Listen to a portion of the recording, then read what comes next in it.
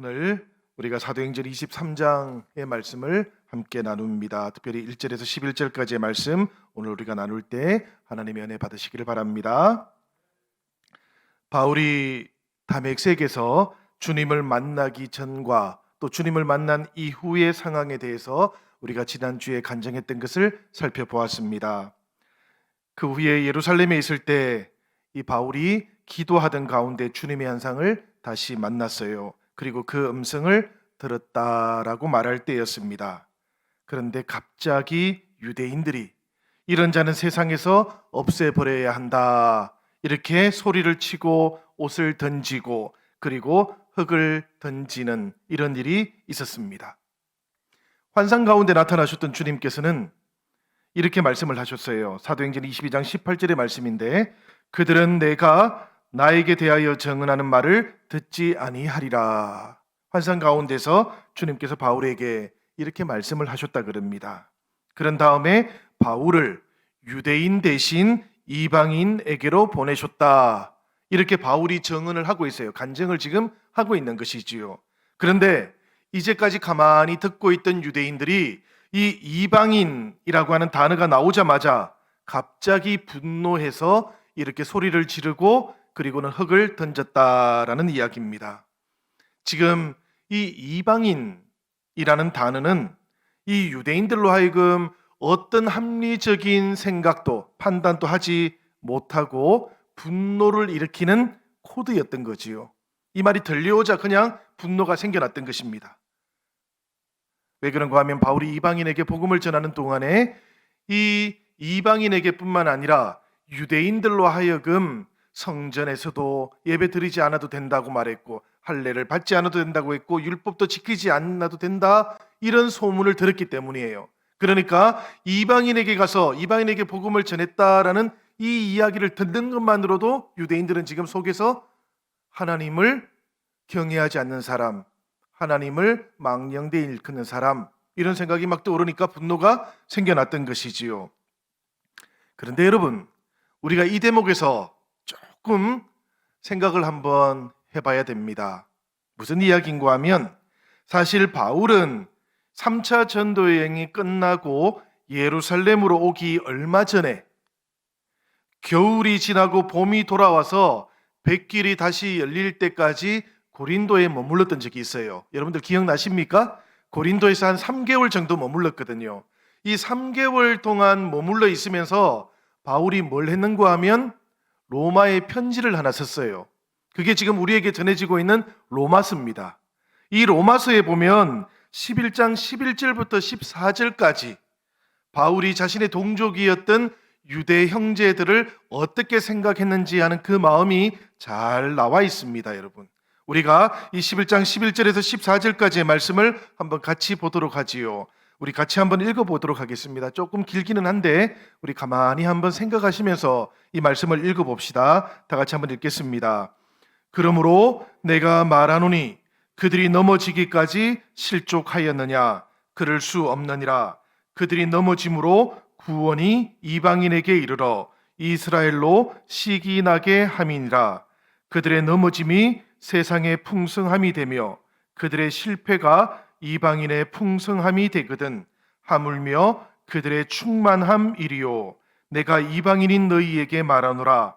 내가 이방인의 사도인 만큼 내 직분을 영광스럽게 여기노니 이는 혹 내 고륙을 아무쪼록 시기하게 하여 그들 중에서 얼마를 구원하려 함이라.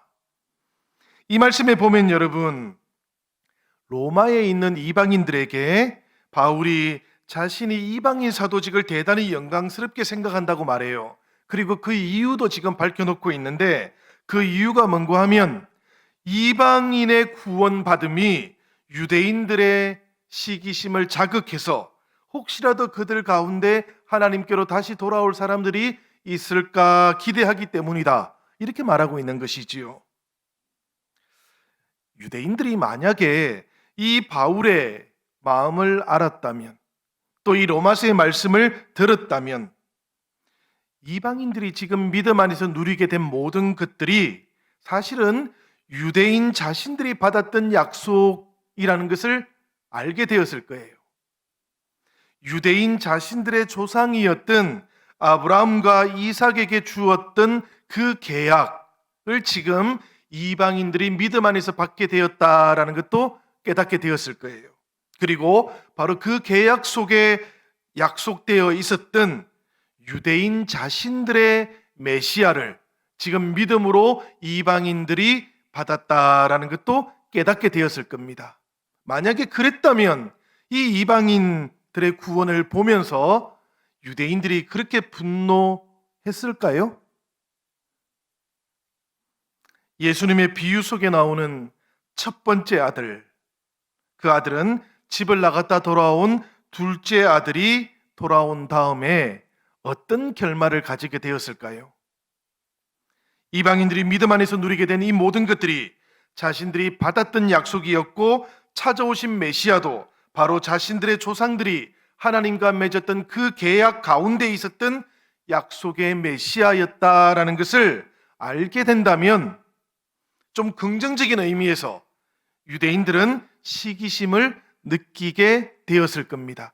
본래 우리에게 주어졌던 것, 본래 우리가 받아야 되었던 것을 지금 이방인들이 받아서 누리게 된 것을 보면서 그 마음속에 시기심이 생겨나서 하나님께로 다시 돌아올 수 있게 되지 않을까? 이런 소망과 기대를 누가 가졌다는 이야기입니까? 바로 바울이 가지고 있었다는 이야기예요. 그래서 그 마음을 담아서 로마에 있는 이방인 형제 자매들에게 자신의 이방인 사도직은 이렇게 의미가 있는 것이다. 이것은 이방인뿐만 아니라 내 동족 유대인들을 위해서도 내가 이방인의 사도로 보냄을 받은 것이다 라고 이렇게 밝혀놓고 있는 거예요. 심지어 조금 더 나중에 보면 바울은 이런 이야기도 하잖아요. 내가 그리스도로부터 끊어질지라도 내 동족 유대의 형제 자매들이 하나님께로 돌아올 수만 있다면 나는 그것을 기쁨으로 감내하겠다, 이렇게 말했던 사람이잖아요. 그러니까 바울의 마음속에는 이 유대인들, 자신의 동족들을 향한 구원에 대한 거룩한 소망이 정말 많이 있었던 거예요. 그런데 지금 예루살렘에서 유대인들을 만나서 바울이 자신의 간증을 쭉 하고 있는데요. 그 간증의 내용들 속에는 바로 이 이방인으로 자신을 보내시는 하나님의 뜻과 또 유대인들을 향한 하나님의 구원의 뜻도 얘기하려고 하는 거예요. 이제는 다메섹에서 자신의 경험뿐만 아니라 바로 하나님께서 자신을 이방인의 사도로 보낸 다음에 어떻게 하면 유대인들이 구원받게 될 것인가 하는 그 이야기도 하려고 입에 지금 이방인이라는 말을 딱 올렸는데요. 그 말을 듣자마자 유대인들은 지금 분노하고 소리를 지르고 흙을 뿌리고, 소리를 질렀다라는 것은 무슨 뜻입니까, 여러분? 바울의 소리가 다른 사람에게 들리지 않게 하려는 것이지요. 듣기 싫다는 이야기지요. 그래서 소리를 질러버렸던 것입니다. 그런데 여러분, 바울의 마음은 그렇지가 않았던 것이지요. 오늘 우리가 보는 장면은 바로 이런 장면 이후에 생겨났던 것이죠. 그죠? 천부장이 바울을 데리고 들어갔어요. 그리고는 도대체 이 바울의 이야기를 좀 더 자세히 들어봐야 되겠는데, 유대인들은 이구동성으로 다른 이야기들을 막 하고 있잖아요. 그죠? 그리고 바울은 정작 자신의 이야기를 할 기회도 못 얻었어요. 그러니까 천부장이 병사들에게 채찍을 때리고 신문을 해서라도 이유를 좀 알아보아라, 이렇게 이야기를 했습니다. 그런데 그 이야기를 듣자마자 바울이 뭐라고 하는가 하면, 내가 지금 죄가 밝혀지지도 않았는데 로마 시민인 나를 채찍으로 고문하려고 하십니까? 이렇게 이야기를 해버렸어요. 그 이야기를 듣고 난 다음에 천부장과 그 병사들이 깜짝 놀랐습니다. 왜냐하면 로마 시민은 어떤 경우에도 무죄 추정의 원칙이 적용되기 때문이었습니다. 황제의 시민이었기 때문에 그래요. 그래서 자신들이 죄가 밝혀지지도 않았는데 지금 채찍으로 때리려고 하고 결박했다라는 것이 나타나면 큰일이 나는 것이지요. 그래서 천부장이 빨리 결박을 풀어주었던 겁니다. 그리고는 이제까지 듣지 못했던 이 내막을 조금 더 밝혀버리는 또 다른 방법을 도입하게 되었는데요. 그게 뭔가 하면은 바로 이 천부장이 유대인들을 불러가지고 산헤드린 의회를 열어달라고 그렇게 얘기했던 겁니다. 산헤드린 재판정을 열어달라고 그렇게 이야기했던 것이지요. 사실 이 산헤드린이라는 것은 우리가 알고 있는 것처럼 71명의 의원으로 구성이 되어 있어요. 요즘 같은 국회를 생각하면 됩니다. 이 유대 사회의 최고 의결 기관이기도 했고, 그리고 의장이 누군가 하면 대제사장 아나니아였습니다. 예전에 예수님께서 심판을 받을 때는 그 전에는 안나스라는 사람이었고, 심판을 받을 때, 십자가의 형을 받을 때는 가야바가 대제사장이었고요. 그리고 세월이 많이 지난 것이지요, 지금. 그래서 대제사장 아나니아가 이제는 그 직을 감당하고 있을 때였는데요. 역사가 요세푸스라는 사람이 있습니다. 이 고대 유대사를 집필했는데, 이 당시에 대제사장 아나니아를 가리켜서 이렇게 평가를 하고 있습니다. 이 사람은 엄청난 축제자였다. 그러니까 재산을 축적했던 사람이었다. 불법을 통해서. 제사장들의 소유였던 11조까지 폭력을 행사해서 빼앗은 사람이었고, 그리고 성전에 있던 헌금도 그냥 가지고 가서 자신의 재산으로 만들었던 사람이었다라는 그런 평가가 지금까지도 남아 있어요. 그러니까 이 아나니아라는 사람은 대제사장이기는 했지만 그 당대의 평가를 통해서 본다면 실제로는 하나님과 그리 상관이 있는 사람이 아니었습니다. 하나님을 이용해서 자기의 이익을 챙겼던, 굳이 표현하자면 종교 장사꾼에 불과했다라는 것이 그 당대의 평가에 따른 이야기예요. 바울은 지금 이런 대제사장 아나니아 앞에서 이제 법정 공방을 하게 되었다라는 그런 이야기입니다. 이것이 오늘 우리가 봉독했던 이 23장 1절 말씀이 시작되는 배경이었어요. 이 산헤드린 재판정 앞에 서게 된 바울이 이제 이 재판정에 있던 의의 사람들을 바라보면서 가장 먼저 한 일이 무엇이었을까요? 오늘 23장 1절에 보니까 이렇게 되어 있습니다. 바울이 공회를 주목하여. 그러니까 바울은 지금 뭘 했는가 하면 그 재판정에 있던 한 사람 한 사람을 다 주목해서 보았다라는 그런 이야기예요. 바울이 어떤 마음으로 그 동족 유대인들을 바라보고 있었을까 궁금합니다. 그죠? 어떤 성경에는 바울이 이 의원들을 하나씩 노려보았다 이렇게 번역해 놓고 있기도 한데요. 저는 사실 조금 다른 생각이 있습니다. 바울은 정말로 3개월 전에 로마에 보냈던 그 편지처럼 이 동족 유대인들이 주님께로 돌아올 수만 있다면 자신이 그리스도에게서 끊어질지라도 그런 일이 일어나면 좋겠다. 그런 마음으로 그 유대인 동족들을 바라보지는 않았을까. 그렇게 한 사람 한 사람 이렇게 바라보고 있었던 것은 아닐까. 저는 그런 생각을 해보았습니다. 그런데 이곳에 있던 142개의 눈동자들이 있지요. 바울을 바라보고 있던 눈동자들입니다. 그들의 눈동자는 아마도 달랐을 거예요. 그들은 그야말로 바울을 노려보고 있었을 겁니다. 시선만으로 사람을 죽일 수 있다면 그때 유대인들은 바울을 죽이고 싶었을 겁니다. 그런 유대 동족들을 바라보다가 바울이 했던 첫 번째 말이 무슨 말인고 하면 오늘까지 나는 범사의 양심을 따라서 하나님을 섬겼습니다라고 그렇게 말을 했다 그래요. 결박과 환란이 기다리고 있다고 여러 차례 예언의 말씀을 받았던 예루살렘에 지금 바울이 목숨을 걸고 찾아왔습니다. 이 일도 생각해 보면 신앙의 양심을 따라서 하나님 앞에 응답했던 것이지요. 그리고 지금도 바울은 이 산헤드린 공회 앞에서 신앙의 양심에 비추어서 한 점 부끄러움도 없이 자신의 신앙을 고백하고 있는 겁니다. 사랑하는 여러분, 이런 고백을 할 수 있는 신앙인이 얼마나 아름다운지 모릅니다. 그치요?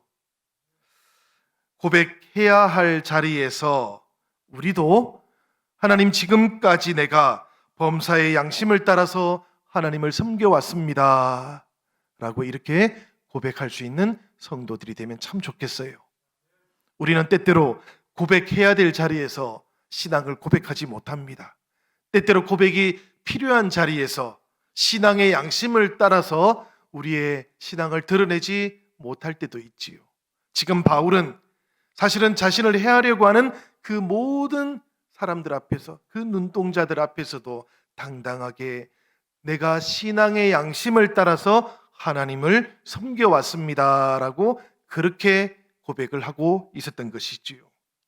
신앙의 양심을 따라서 하나님을 섬겨왔다고 그렇게 고백했던 것인데, 그런데 대제사장 아나니아는, 이 대제사장의 귀에는 이렇게 들렸던 거예요. 내가 비록 그리스도인이지만 여전히 바른 양심을 가지고 평생 동안 하나님을 섬겨온 훌륭한 유대인입니다 라고 이렇게 말하는 것처럼 들렸던 겁니다. 사람은 듣고 싶은 대로 듣지요. 당연히 지금 아나니아는 이 바울에게 유죄를 줄 수 있는 그런 명분을 찾고 있었던 거예요. 그러니까 바울이 하는 이 말을 듣자마자 곧바로 바울의 이 말은 신성모독이야, 십자가에 달려서 하나님께 저주받은 그 예수를 믿는다고 하면서도 정작 신앙의 양심을 따라서 하나님을 잘 믿어왔다고 말하니 이것은 신성모독이지 않는가. 그래서 대제사장 아나니아가 그 다음에 뭐라고 말하는가 하면, 그 옆에 있는 병사들에게 그의 입을 치라 이렇게 명령을 내렸습니다. 여러분, 유대인들에게 입을 치는 것은 최대의 인격 모독입니다. 그리고 이것은 곧바로 유죄라는 그런 심판이기도 한 것인데요. 아나니아가 바울의 입을 치게 한 것은 양심을 따라서 자기가 하나님을 잘 섬겨왔다고 했던 바울의 인격을 짓밟아 버리는 그런 행동이었어요. 이런 행동과 더불어 이 법정에서 대제사장은 지금 바울의 기선을 완전히 제압하려고 했던 겁니다. 시작부터 당신은 유죄야 라고 이렇게 판결을 내리면서 이 재판을 끌고 가려고 했던 거예요. 대제사장이 재판을 얼마나 많이 했겠습니까, 여러분? 재판에서 유리한 판결을 내리려면 어떻게 해야 되는지도 너무나 잘 알고 있었던 것이지요. 그래서 곧바로 아나니아는 바울의 입을 치라 그렇게 명령을 내렸는데요. 그러자 바울이 어떤 반응을 보였는가 하면 3절의 말씀입니다. 바울이 이렇게 반응을 해요. 바울이 이르되 회칠한 담이여 하나님이 너를 치시리로다. 네가 나를 율법대로 심판한다고 앉아서 율법을 어기고 나를 치라 하느냐 하니. 이 대제사장만큼이나 사실은 아나니아보다도 더 바울은 율법의 전문가입니다. 그지요? 율법을 얼마나 잘 알겠어요, 바울이. 그래서 곧바로 하나님의 율법에 따라서 이 아나니아의 심판에 대해서 대응을 하기 시작했는데요. 사실 이 발언은 엄청난 발언이지요. 굉장히 센 발언입니다. 그죠? 기선을 제압하려고 했던 아나니아에게 맞서서 바울이 한치도 물러서지 않고 있다는 것을 우리가 느끼게 됩니다. 그러면서 바울이 뭐라고 얘기하는가 하면, 지금 재판하고 있는 재판장이 오히려 불법을 행하고 있습니다 라고 그렇게 얘기한 거예요. 율법대로 심판한다고 앉아서 율법을 어기고 나를 치라고 하느냐라는 말이 그 이야기예요. 아나니아가 지금 무슨 법을 어겼을까요, 여러분? 본래 신명기 율법에 따르면 반드시 2명이나 3명의 증인이 증언을 해야만 유죄가 성립됩니다. 그것이 유대인들의 율법인 것이지요. 그런데 지금 이 재판정에는 아무런 증인이 없는 것이죠. 그리고 증인이 증언했던 것도 하나도 없는 거예요, 지금. 그래서 바울이 오히려 재판장에 앉아있는 대제사장이 율법을 어기고 있다 이렇게 이야기했던 겁니다. 사실 유대 율법에 따르면 이 2명이든 3명이든 이런 유죄 증언이 나오기 전까지는 누구도 다 무죄인 겁니다. 그런데 산헤드린 공회, 바로 율법을 집행하는 이 공회가 오히려 법을 어기고 있다. 심지어는 다른 사람도 아니고 대제사장인 아나니아가 그 율법을 어기고 처음부터 바울을 유죄라고 말하니까 이것은 하나님의 법을 집행해야 되는 재판관이 오히려 법을 어기는 것이다라고 그렇게 말했던 것이지요. 심지어 바울은 뭐라고 얘기합니까? 이 재판장을 향해서 회칠한 담이라고, 그리고 나는 가만히 있어도 하나님께서 너를 치게 될 것이다 라고 그렇게 선포합니다. 굉장히 세지요. 이 과정이 지금 긴장이 넘치는 겁니다. 유죄이냐 무죄이냐 이걸 지금 다루고 있는 거예요. 바울의 입장에서는 예수 그리스도 그분을 믿고 그분의 복음을 전했던 이 일이 지금 유죄가 되는가 무죄가 되는가 판가름 나는 물러설 수 없는 그런 자리에 있었던 겁니다. 이 장면을 보고 있던 사람들이 깜짝 놀라요. 그래서 4절과 5절에 보면 이 사람들이 한 목소리로 이렇게 말했다 그럽니다. 곁에 선 사람들이 말하되 하나님의 대제사장을 내가 욕하느냐? 바울이 이르되 형제들아 나는 그가 대제사장인 줄 알지 못하였노라. 기록하였으되 너의 백성의 관리를 비방하지 말라 하였느니라 하더라. 대제사장은 여러분 이 재판장이 올 때 어떻게 올까요? 공식 석상에 올 때 평상복을 입고 올까요? 아니면 제사장의 옷을 입고 올까요? 그렇죠 여러분? 당연히 제사장의 옷을 입고 옵니다. 에봇을 걸치고 오잖아, 그죠? 이게 왜 그런 거야? 하나님의 정의와 공평을 상징하기 때문에 그런 거예요. 그러니까 재판장에 오는 대제사장이 평상복으로 왔을 리가 없어요. 바울의 시력이 굉장히 약했다 그럽니다. 어쩌면 바울이 지금 눈이 잘 안 보여서 잘 알아보지 못했을까요? 그렇게 추정하는 분들도 간혹 가다가 있습니다, 여러분. 그런데 사실은 저는 이 말씀을 보다가 이런 생각이 많이 들었습니다.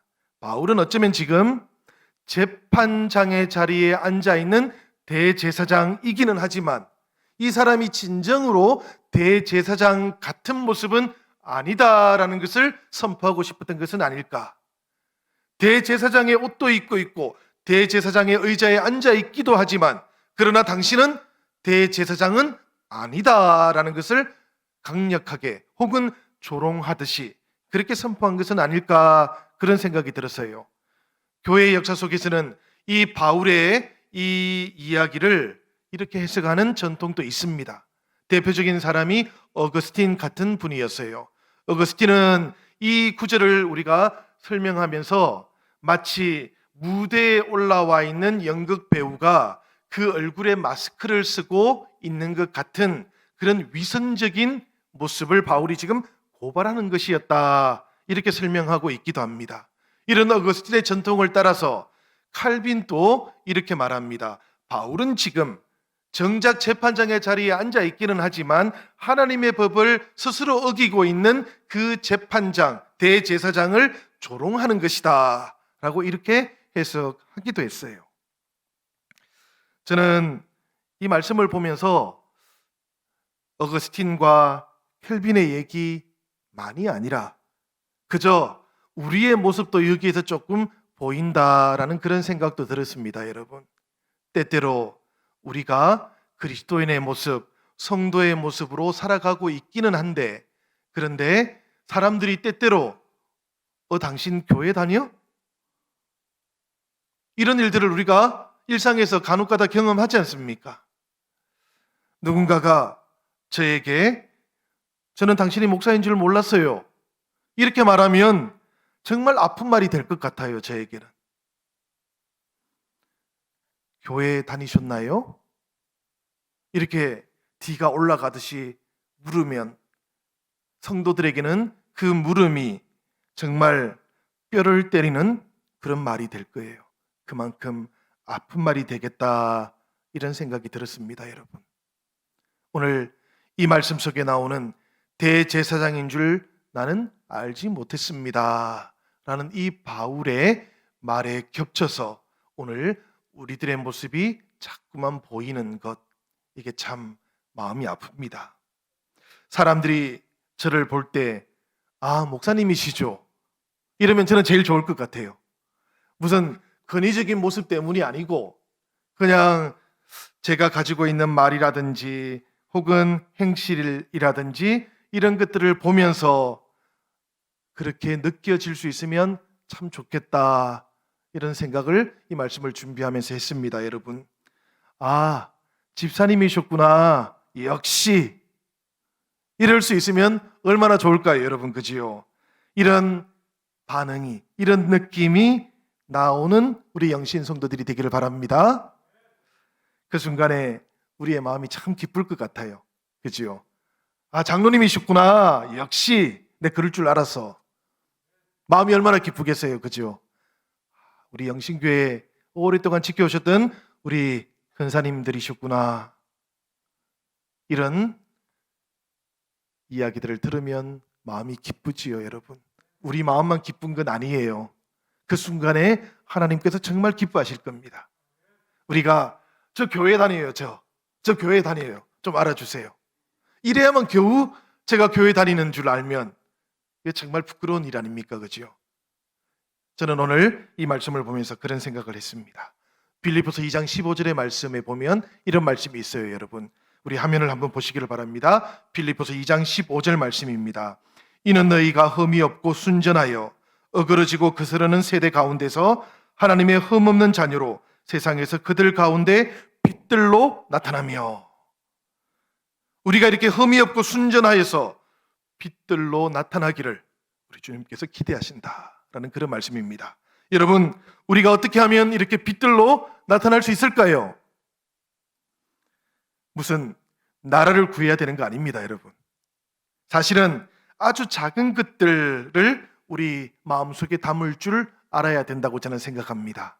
특별히 아주 작은 영적인 습관들이 우리의 일상을 채워나가면 어느 땐가 우리가 그런 빛들로 살아갈 수 있게 될 거다, 그런 생각이 들어요. 칭찬해주고 격려해주는 말이 우리의 일상 속에 영적인 습관처럼 자리 잡게 되면 빛들이 될 수 있을 거라고 생각됩니다. 기도하면서 더 깊고 고요한 마음 상태에 머무는 시간을 가지게 되시면 우리가 세상 속에서 빛들로 나타나게 될 줄로 믿습니다. 기도하면서 손해 볼 줄 알면, 여러분, 그리고 나서 그 다음이 저는 중요하다고 생각하는데요, 손해 보고 난 다음에 손해 봤다고 말하지 않을 줄 알게 되면, 그러면 어느 땐가 세상 속에서 빛들로 나타나게 될 것 같아요. 우리가 간혹 가다 보면 이런 경우가 있어요. 손해는 봐요. 우리가 믿으니까, 믿는 사람이니까 손해 봐요. 그리고는 조금 시간이 지나가 손해 본 게 자꾸 생각이 나, 억울해. 그래서 누군가에게라도 나 손해 봤어라는 이야기를 해서라도 이렇게 심리적으로 보상을 좀 받아야 될 것 같아. 그래가지고 자꾸 그런 얘기를 하는 거예요. 그래가지고는 우리가 빛들로 나타나지 않습니다, 여러분. 역시 그리스도인이구나, 역시 교회 다니셨구나, 이런 반응 안 나타나요, 여러분. 잘난 체 하는 사람처럼 보이게 됩니다. 그러지 말고 손해 볼 줄 알아야 되고요, 손해 보고 난 다음에도 손해 봤다고 말하지 않을 줄도 알아야 어느 때인가 하나님의 이름이 우리를 통해서 영광 받을 줄로 믿습니다. 아무도 모르게 선한 일도 하셔야 됩니다, 여러분. 아무도 모르면 누가 알까요? 하나님께서 아시기 때문에 그렇습니다. 우리가 이렇게 예수님 믿는 사람이라는 것, 우리의 정체성을 우리가 말하지 않아도 나타날 수 있으면 참 좋겠습니다. 그리고 말하지 않아도 우리의 선한 영향력을 통해서 우리가 그리스도인 하나님의 백성 성도들이라는 것이 전해지고 느껴질 수 있으면 참 좋겠어요. 그러면 말하지 않아도 하나님께서 영광을 받게 되실 것이고, 그리고 그런 때에 우리의 마음속에도 말했을 때보다 훨씬 더 기쁨이 더 크게 찾아오게 될 줄로 믿습니다. 사랑하는 여러분, 우리가 이런 믿음의 사람으로 살아갈 수 있기를 바랍니다. 이어지는 6절부터 10절까지의 말씀을 보면 이제 바울의 한마디 말 때문에 사두개인들하고 바리새인들 사이에 그야말로 홍해처럼 갈라지는 역사가 나타납니다. 6절의 말씀인데 우리 같이 한번 읽어보도록 하지요. 우리 6절 말씀 다 같이 한번 읽겠습니다. 시작. 바울이 그중 일부는 사두개인이요 다른 일부는 바리새인인 줄 알고 공회에서 외쳐 이르되 여러분 형제들아 나는 바리새인이요 또 바리새인의 아들이라 죽은 자의 소망 곧 부활로 말미암아 내가 신문을 받노라. 이 말씀 속에서 바울이 사두개인들하고 바리새인들의 충돌을 의도적으로 만들었다라고 그렇게 해석해 놓고 있는 성경학자들도 있는데요. 사실 이건 좀 잘못된 해석인 것 같습니다. 왜 그런가 하면 이 6절 앞부분에 일부는 사두개인이요 다른 일부는 바리새인인 줄 알고라는 이 구절 때문에 그렇게 해석하지만 사실 바울이 주목했던 것은 그런 게 아니었어요. 바울이 주목했던 것은 무엇인가 하면 사두개인들은 부활을 안 믿어요. 바리새인들은 부활을 믿어요. 지금 바울이 관심이 있는 것은 뭔가 하면 부활하신 예수님인 거예요. 부활하신 예수님을 전할 수 있는 사람들이 누군가 생각해 보니까 바울은 부활을 믿지 않는 사두개인이 아니라 부활을 믿고 있는 바리새인인 거예요. 바울의 관심은 지금 사두개인들하고 바리새파 사람들이 충돌해가지고 이 재판을 회피할 수 있는 이런 게 아니에요. 지금 이 재판의 자리를 통해서라도 복음을 전하려고 하는 거예요. 그리고 복음을 전할 때에 부활하신 예수 그리스도 그분을 통해서 나타난 하나님의 의를 가장 잘 받아들일 수 있는 유대 형제 자매들이 누굴까 보니까 바리새인들이었던 거예요. 바리새인들은 부활을 믿고 있었던 거거든요. 그러니까 6절 우리 뒷부분에 가면 그런 말씀들이 나오는 거 아닙니까, 여러분? 보면 이렇지요. 죽은 자의 소망 곧 부활로 말미암아 내가 신문을 받노라 라는 이야기를 바울이 하게 되었던 거예요. 이 이야기를 듣고 난 다음에 사두개파 사람들하고 바리새파 사람들이 쫙 나뉘어졌습니다. 입장이 나뉘어지게 되었던 것이지요. 바울은 저는 이렇게 생각을 합니다. 바울의 시대까지도 아직 유대교라는 큰 테두리 안에 그 안에 그리스도파가 있었던 거예요. 그러니까 우리는 지금 종교를 이렇게 구분하지 않습니까? 유대교, 그죠? 그 다음에 가톨릭, 그 다음에 개신교 이렇게 구분을 하지 않습니까? 근데 바울 시대에는 이런 것들이 없었어요. 그냥 하나님을 믿는 유대교가 있었던 거예요. 그리고 유대교 안에 이제 막 새롭게 생겨나기 시작했던 예수님을 메시아, 약속된 유대교에서 약속된 메시아라고 믿고 있는 사람들이 생겨났던 거예요. 그러니까 그 메시아를 믿음으로 받아들이면 하나님의 자녀가 된다고 생각했던 유대교라는 큰 테두리 안에 있던 어떤 사람들이 있었던 거예요. 그런데 바울은 지금 그 그리스도를 통해서 믿음으로 하나님의 자녀가 된 자신이 복음을 유대 형제 자매들에게도 전해야 되는데 가장 하나님의 복음을 잘 받아들일 수 있는 사람이 누굴까 보니까 바리새파 사람이었다라고 그렇게 느끼고 있는 거예요. 이 복음의 전통이 유대교 안에서는 바리새파의 신앙 고백과 연속성을 가지고 있다라고 그렇게 생각했던 겁니다. 최소한 바리새파 사람들이 가지고 있는 외식하는 것, 문자에 사로잡혀서 율법주의로 변화되었던 것, 이것들만 조금 걷어내고 나면 유대인들도 믿음으로 하나님의 자녀가 될 수 있다라고 그렇게 생각했던 거예요. 그래서 예수님께서도 복음서에 보면 너희의 의가 바리새파 사람들의 의보다 더 나아야 될 것이다 라고 그렇게 말하지 않습니까? 때때로 주님께서는 바리새파 사람들의 율법주의에 대해서 강력하게 반대했습니다. 외식하는 그 모습에 대해서도 아주 강하게 비판했고요. 그렇지만 때때로 보면 바리새파 사람들이 가지고 있는 그 믿음을 주님께서도 때때로 인정해 주는 모습들이 나타날 때가 있지요. 이것은 아직까지 예수님 당대에도 그렇고 바울의 시대도 그렇고 유대교 안에서 바리새파, 그러니까 좀 외식하거나 위선적으로 되어버린 바리새주의가 아니라 율법을 철저하게 지켜나가려고 했던 이 바리새파의 신앙 전통과 주님으로 오셨던 예수 그리스도를 통해서 하나님의 자녀가 되는 우리 그리스도교 신앙 전통이 연속성을 아직 가지고 있었다라는 이런 이야기예요. 바울도 그렇게 생각을 하고 있었다는 이야기예요. 사두개파 사람들은 어떤 사람들인가 하면 여러분 성경 가운데 모세 오경만 믿었던 사람들이에요. 모세 오경만 믿었다라는 것은 무슨 의미인가 하면 율법만 믿었다라는 이야기예요. 근데 율법을 믿었다라는 것도 이게 무슨 우리가 하나님을 믿는다라고 할 때 그런 의미로 믿은 게 아니에요. 율법이 하나님으로부터 왔다라는 것만 믿어요. 그 다음에 이 율법을 집행하는 사람들은 하나님이 아니라고 생각했어요.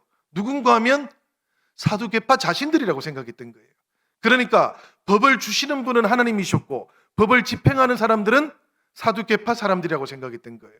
이 사두개파 사람들이 누군가 하면 바로 대제사장들이었고요. 그 다음에 성전에서 법을 집행하던 사람들이었어요. 이 사람들은 하나님께서 이 세상 속에서 하나님의 뜻과 율법과 자비로 세상을 다스린다고 생각하지 않았어요. 하나님은 법을 주셨어요, 그냥. 요즘으로 치면 하나님은 입법자신 거예요. 법을 세우신 분이시고 법을 집행하는 것은 누군가 하면 자신들이라고 생각했던 거예요. 그 말이 모세 오경만 성경으로 믿는다라는 말의 의미였어요. 그리고 이 사람들은 부활을 안 믿어요. 부활을 안 믿는다라는 것은 내세를 안 믿는다라는 것이지요. 내세를 안 믿는다라는 것은 이 사람들이 철저한 현실주의자, 현세주의자, 세속주의자라는 그런 뜻입니다. 그러니 이 세상 속에서 이 사람들은 그 법을 집행하면서 성공하면 되는 사람들이었어요. 하나님의 뜻에 대해서는 관심이 없어요. 구원에 대해서도 관심이 없었던 거예요. 그러니 바울은 이 사두개파 사람들과는 예수 그리스도의 복음이 연속된다고 생각하지를 않았던 거예요. 그러나 부활을 믿고 있는 사람들, 그들을 통해서는 예수 그리스도 이분이 약속된 메시아시다라는 것을 알기만 하면 복음이 이어질 것이다, 이렇게 생각했던 것이죠. 그래서 바리새인들을 보면서 내가 죽은 자의 소망 곧 부활로 말미암아 심판을 받노라, 이렇게 말했던 것이죠. 큰 싸움이 생겨나 버렸습니다. 바리새인들하고 사두개파 사람들 사이에. 천부장이 보니까 바울이 찢어져 버릴 것 같았다 그래요. 이 말씀은 뭔가 하면은 지금 막 사두개파 사람들을 통해서 바울에게 폭력이 행사되고 있었다는 이야기입니다. 급하게 천부장이 바울을 그들에게서 떼내었다 그래요. 그리고는 다시 데리고 이 안토니오 성 뒤로 데리고 갔다 그럽니다. 오늘 우리가 봉독했던 말씀의 스토리가 이렇게 이어져 갔습니다, 여러분. 그런 다음에 마지막 구절이 11절이었죠, 여러분. 그죠? 11절 말씀 우리 같이 한번 읽어보면 좋겠는데요. 다 같이 한번 봅시다. 우리 화면 보시면서 함께 읽어보면 좋겠습니다. 시작. 그날 밤에 주께서 바울 곁에 서서 이르시되 담대하라. 내가 예루살렘에서 나의 일을 증언한 것 같이 로마에서도 증언하여야 하리라 하시니라. 아멘. 이 말씀을 보니까 위기에 처했던 그날 밤, 사실 바울은 이렇잖아요. 지금 어렵게 천부장을 통해서만 겨우겨우 지금 목숨을 유지하는 거예요. 바울은 여전히 감옥에 갇혀 있어요. 예언을 통해 가지고 알려졌던 것처럼 결박을 받기도 하고 환난을 당하기도 하는 것, 이것은 이미 아주 가까이 와 있고 현실로 시작되고 있지만 로마로 가는 길은 보이지가 않는 거예요. 지금 바리새인들과 사두개인들 그 사내들인 공회에 있다가 다시 천부장을 통해서 지금 병영 속으로 들어가서 이제 감옥 속에 갇혀 있는데요. 사실은 소망을 품기가 조금 어려워 보이잖아요. 그런데 바로 그 밤에 주님께서 나타나셨다라고 그렇게 말씀하고 있는 겁니다. 위기에 처했던 그 밤, 소망이 보이지 않던 그 밤, 그 밤에 주님께서 거기에 바울과 함께 계셨다, 이렇게 말씀하고 있는 것이죠. 주님께서는 바울과 함께 하실 뿐만 아니라 다시 말씀하십니다. 담대하라. 여러분, 바울이 왜 담대해야 하는 것일까요? 담대해야 하는 이유를 주님께서는 바울에게 알려주셨어요. 그 얘기가 뭔가 하면 네가 예루살렘에서 나를 증언했던 것처럼 로마에서도 증언해야 할 것이다. 그러니 담대하라, 그렇게 말씀하셨습니다. 주님의 임재하심, 그리고 주님께서 주셨던 그 소명으로 인해서 무섭고 두렵고 그리고 막막한 밤이었는데요. 그런데 이 밤이 감격이 있고 결단이 있는 밤으로 변화되었던 거예요. 바울은 그것을 지금 우리에게 알려주고 있는 겁니다. 누구에게 또 알려주는가 하면 데오빌로에게도 알려주고 있는 것이죠. 이 데오빌로가 바로 로마인이었다가 믿음을 받아들였던 사람 아닙니까? 하나님께서 이렇게 어둡고 막막하고 길이 보이지 않는 그 모든 길을 통해서 마침내 복음을 로마에까지 전하게 하셨고 로마인이었던 자신에게까지 전해주셨다라는 것을 이 간증을 통해서 듣도록 하셨다라는 이야기입니다. 여러분, 오늘 이 말씀을 통해서 우리도 우리 자신을 돌아보면 좋겠습니다. 담대하라 말씀하시는 주님께서 함께 하시면 우리도 막막하고 때때로 두려운 밤이라고 할지라도 소망의 밤, 감격의 밤을 맞이할 수 있다는 것을 기억하면 좋겠습니다. 우리가 이 주님과 함께 영적인 습관들이 달라지고 성품이 변화되어지면 말하지 않아도 우리가 그리스도인이라는 것, 우리가 예수님의 제자라는 것, 그것을 알아봐 주는 사람들이 나타나게 될 것입니다. 어그러지고 거슬러 있는 세대 가운데에서도 하나님의 빛을 드러내는 하나님의 자녀로, 빛의 자녀로 살아갈 수도 있게 될 겁니다. 사랑하는 여러분, 아주 작은 것에서부터 영적인 습관들을 만들어 보십시다. 그래서 우리가 정말 그리스도의 대사가 되고 그리스도의 편지가 되고 말하지 않아도 전해지는 그리스도의 향기가 될 수 있기를 바랍니다. 사도 바울 이 간증을 통해서 오늘 우리에게 이런 결단도 생겨나면 참 좋겠습니다.